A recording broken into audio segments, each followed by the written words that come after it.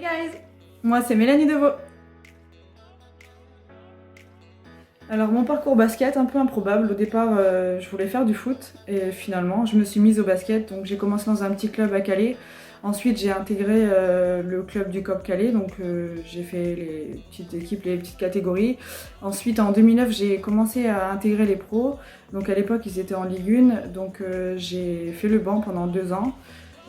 Ensuite j'ai fait 2 ans en Ligue 2 et après ça, une fois que j'avais passé mes diplômes, etc., j'ai décidé de prendre mon envol, donc j'ai atterri à Limoges pour 2 saisons.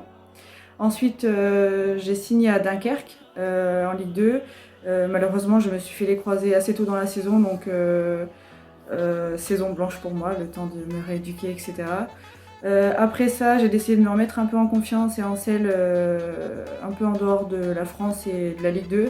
Donc j'ai atterri en Suisse, en Liga, au BBC 3 Torrents dans le Valais.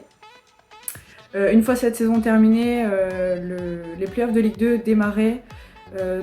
J'ai Chartres qui m'a contacté, il cherchait un joker médical pour remplacer Magali Mendy. Donc j'ai saisi l'opportunité et j'ai signé à Chartres pour les 2 mois restants et pour faire les playoffs et puis essayer d'aller au bout.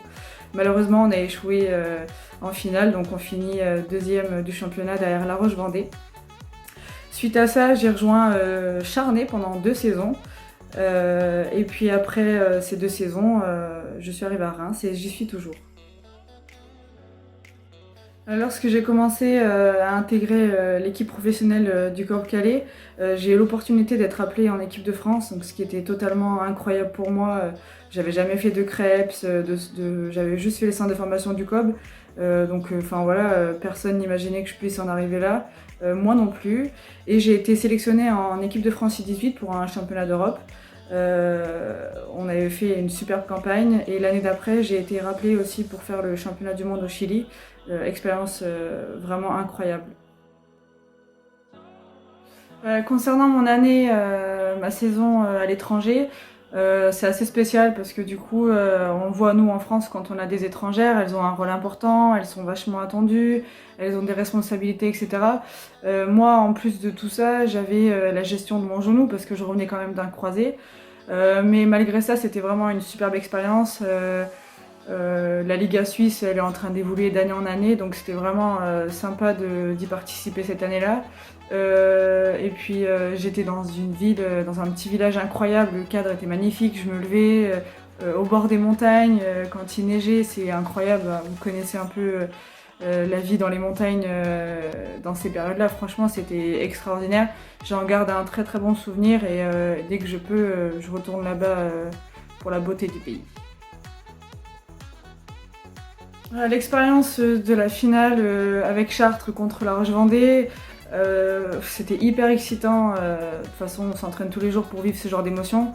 C'était vraiment génial, on avait un super groupe en plus humainement. Je pense que c'était une de mes meilleures années, enfin, petite partie de saison, on va dire.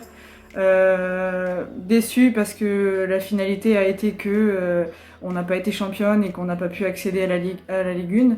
Mais ça reste une superbe expérience. D'ailleurs, je parle toujours avec les joueuses avec qui j'étais à cette époque-là, le staff aussi.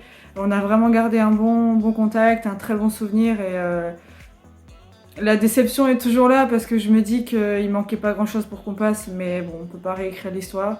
On peut juste garder ces beaux souvenirs en tête.